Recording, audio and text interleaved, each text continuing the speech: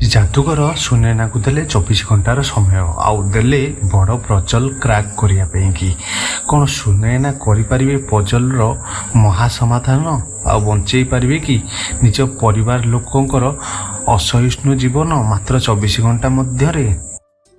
आज बुलबुल देवी कांदी कहते मु कौन करी मो परिवार लोक केमती बंचेबी शेष सुजोग मो पाखे अच्छी मत से जादूगर सहित जाकि कथा पड़ो। एपटे बुलबुल देवी आसिक जादूगर पाखे पहुँची घर भर को आसिक बुलबुल देवी कहते विवेक बबू परिवार लोक केमती आसिले अन्य पिला माने केमती आसिले एठिकी एत ओजन लोक को किए टेकिक आणला घर भर को। बाबा कहते तुम्हें जहाँ को गायब कर देच से ही समस्त की आणिकी एठी आणिकी रखी। बुलबुल देवी आचंबित हो कहते मैंने सुनैना आम आखपाखे कौटी अच्छी ये भगवान दिआड़ुआ विपद मो मुंडे आसिक पड़ी। एपटे बाबा कहते तमें मो चाबी तुरंत फेरई दियो से आपे आपे चली आसो। क्षमा कर दियो भाई मो हाथ चाबी कुआडे हजि तुमको भूल सुधारे गोटे सुजोग देखिए कि लगुच तुम सुधरबनी। बुलबुल देवी कहते ना जादूगर भाई मत विश्वास कर मु पूरा घर खोजदेली किंतु कौटी हेले पाऊनी मत लगुच मु कौटे हजि देछि चाबिटी को। तम आगे हाथ जोड़ची गोड़ धरची दयाक मो परिवार को मुक्त कर दियो प्लीज।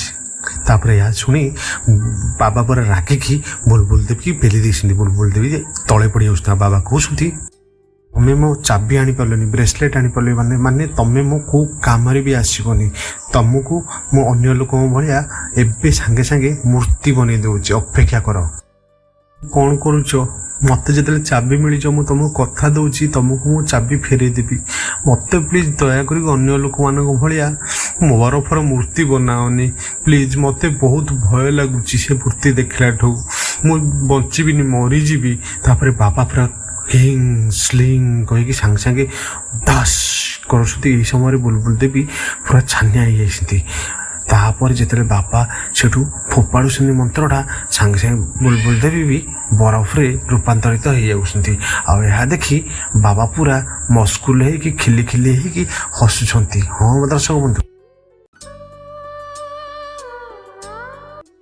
तो देखी सुनैना कहते आपण ए कौन कले मोर पूरा परिवार को पूरा बरफ बनई देले आपण को यही ब्रेसलेट दरकार ना आपण को मो अनुमति दौची दया करके आसतु आउ मो ब्रेसलेट को लेकिन चली जातु कि मो परिवार को मुक्त करंतु।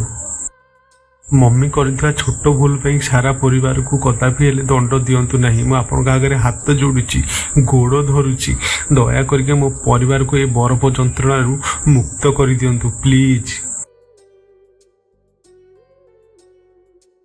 कहते मुझे जानीपार तुम ये कौटी अच्छ किंतु बहुत बड़ दुखर कथा ना मु तुम कथा शुणी पार्ची ना अतप्रुत भाव मुझे तुमको देखिपारुची। तमें मो कथा भल भाव शुणी पार्छ तेरे शुण मो कथा को मन ज्ञान दे जानी तमें मत करेन्ट लगे बंचई आ भी जानी तमें साधारण वस्तु को छुई पार। यदि तमें तुम परिवार को सतरे बचा चाहूच ताहले 24 घंटा भितर से ब्रेसलेट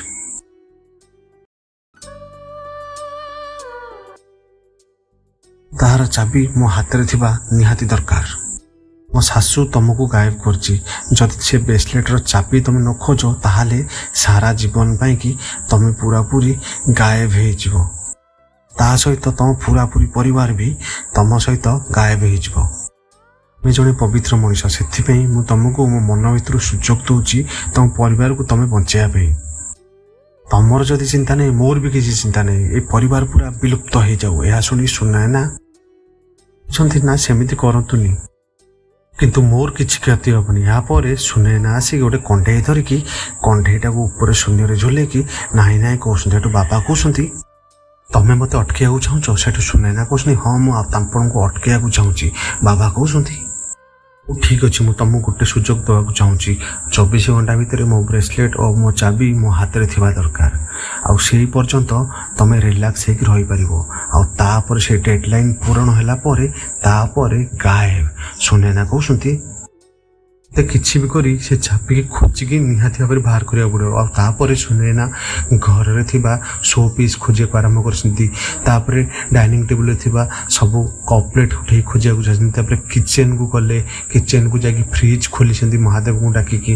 ତାପରେ ପରିବାପତ୍ର ଭିତର, ତାପରେ ପ୍ରେସର କୁକର, ଆଉ ତାପରେ ଯେତେ ସବୁ ଜିନିଷ ଅଛି ସବୁ ଖୋଲି ଚାଲିଛନ୍ତି। ଆଉ ତାପରେ କହୁଛନ୍ତି, ହେ ଭଗବାନ, ଏତେ ବଡ଼ ଘରେ ସେ ଛୋଟିଆ ଚାବିଟାକୁ ମୁଁ କେଉଁଠି ଖୋଜିକି ବାହାର କରିବି?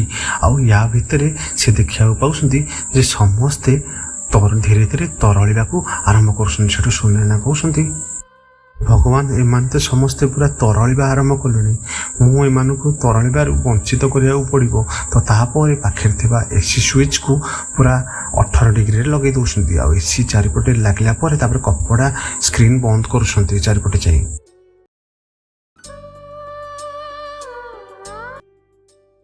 ସବୁ ଜିନିଷ ଦେଖି ବାବା କହୁଛନ୍ତି, ଏସବୁ କରି କିଛି ଲାଭ ନାହିଁ। ଏଇଟା ହେଲା ସବୁ ଯାଦୁର କରାମତି। ବରଫ ତରଳିବ ହିଁ ତରଳିବ, ଆଉ ମରିବେ ହିଁ ମରିବେ ଏମାନେ। ତମେ କେବଳ ଚାବି ଖୋଜିଦିଅ, ସବୁ ଠିକ୍ ହେଇଯିବ।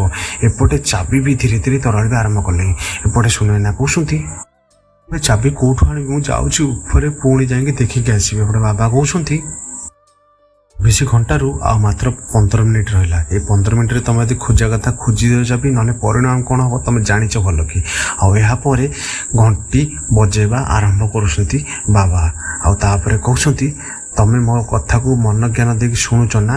ଆଉ ଏହାପରେ ପ୍ରଣାମ ମୁଦ୍ରାରେ ଯାଇକି ସୁନେନା ମହାଦେବଙ୍କ ପାଖରେ ପ୍ରାର୍ଥନା କରୁଛନ୍ତି, ହେ ଭୋଳା ବାବା, ସାରା ଘର ଖୋଜି ସାରିଲେ, କେଉଁଠି ହେଲେ ବି ପାଉନି ସେ ଚାବି। ହେ ଭୋଳା ବାବା, ତମେ ମୋତେ କିଛି ରାସ୍ତା ଦେଖାଅ, କିଛି ଉପାୟ ଦେଖାଅ। ତମେ ହେଲେ ପ୍ରଭୁ ସ୍ୱୟଂ, ତମେ ଚାହିଁଲେ ସବୁ କିଛି ହେଇପାରିବ। ହେ ପ୍ରଭୁ, ମୋତେ କିଛି ତ ବାଟ ଦେଖାଅ, କିଛି ତ ହିଣ୍ଟ ଦେଖାଅ। ଏହାପରେ ସାଙ୍ଗେ ସାଙ୍ଗେ ବିବେକ ବାବୁଙ୍କ ହାତରୁ କାର୍ଟା ଖସି ପଡ଼ୁଛି ବରଫରୁ। ତାପରେ ସୁନେନା ଆସିକି ସେ କାର୍କୁ ତନ୍ନ ତନ୍ନ କରିକି ଯାଞ୍ଚ କରୁଛନ୍ତି। ଆଉ କାର୍ର ପଛପଟ ସାଇଜ୍ ଖୋଲିକି ଦେଖୁଛନ୍ତି ଏବଂ ଦେଖି ସାରିଲା ପରେ ମ୍ୟାଗ୍ନେଟ୍ ଦେହରେ ତାଙ୍କ ହାତ ଲାଗିଯାଉଛି। ଆଉ ତାପରେ କହୁଛନ୍ତି, ଗାଡ଼ିରେ ତ ଚୁମ୍ବକ ଲାଗିଛି ଏବଂ ଗାଡ଼ି ଚକାରେ ମାଟି ବି ଲାଗିଛି। ତାମାନେ ପିଲାମାନେ ଗାଡ଼ି ମାଟିରେ ଚଲାଉଥିଲା ବେଳେ ସେଇ ସମୟରେ ଚାବିଟି ଲାଗିକି ପଳେଇ ଆସିଛି। ଆଉ ସେଇଥିଲାଗି ମମି ଯାଇକି ପାଇଲେ ନାହିଁ ସେଠି। ଆଉ ଏହାପରେ ସୁନେନା ଯାଇକି ବାହାରେ ଖୋଜିଛନ୍ତି। ବହୁତ ଖୋଜିଲା ପରେ ନ ପାଇକି ଘରକୁ ମନ ଦୁଃଖରେ ଫେରୁଛନ୍ତି। ଏହି ସମୟରେ ବିବେକ ବାବୁଙ୍କର ହାତର ଚାବି ପୁରା ତରଳିବାରେ ଲାଗିଛି। ବାବା କହୁଛନ୍ତି, ତମ ହାତରେ ଆଉ 5 ମିନିଟ୍ ରହିଲା ମାତ୍ର। ତାପରେ ସୁନେନା କହୁଛନ୍ତି, ଯଦି ଚାବି ନ ପାଇ ତାହେଲେ ସବୁଦିନ ପାଇଁ ମୋ ପରିବାରକୁ ହରେଇଦେବି।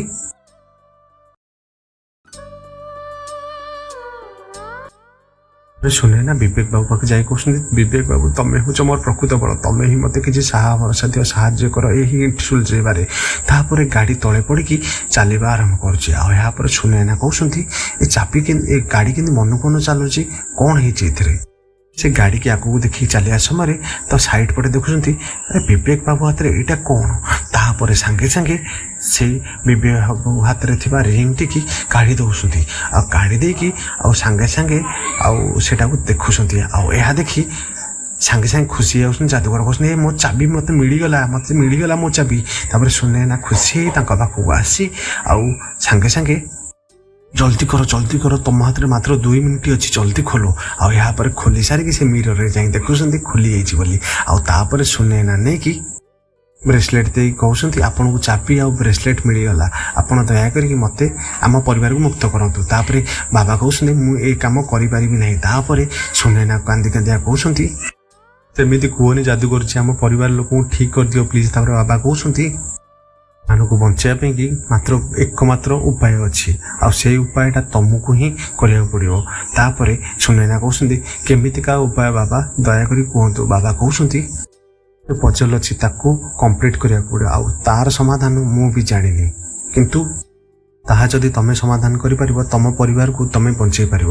ତା ଛଡ଼ା ତମ ଶାଶୁ ମୋ ସହିତ ଯାହା କରିଛନ୍ତି, ତମକୁ ସାହାଯ୍ୟ କରିବାକୁ କିଞ୍ଚିତ ମାତ୍ରାରେ ମୋର ଇଚ୍ଛା ନାହିଁ। କିନ୍ତୁ ତମେ ଜଣେ ଭଲ ମଣିଷ, ତମେ ମୋ ଜୀବନ ବଞ୍ଚେଇ ଗୋଟେ ଉପକାରଟେ କରିଛ।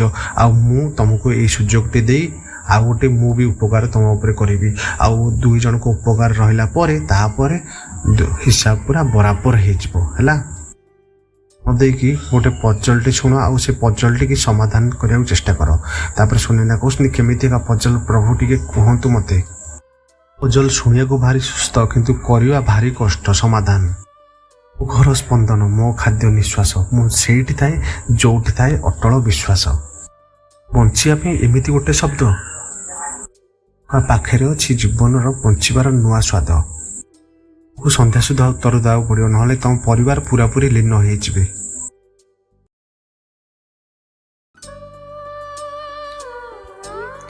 ଆପଣମାନଙ୍କୁ କ'ଣ ଲାଗୁଛି ସାଙ୍ଗମାନେ? କ'ଣ ଶୁନେ ନା ଯାଦୁଗର ଦେଇଥିବା ସେଇ ରହସ୍ୟମୟୀ ପଜଲକୁ ଆଜି ସୁଲଝେଇ ପାରିବେ, ନା ନିଜ ପରିବାର ଲୋକକୁ ସବୁଦିନ ପାଇଁକି ଆର ଦୁନିଆକୁ ଚାଲିଯିବାକୁ ଦେବେ?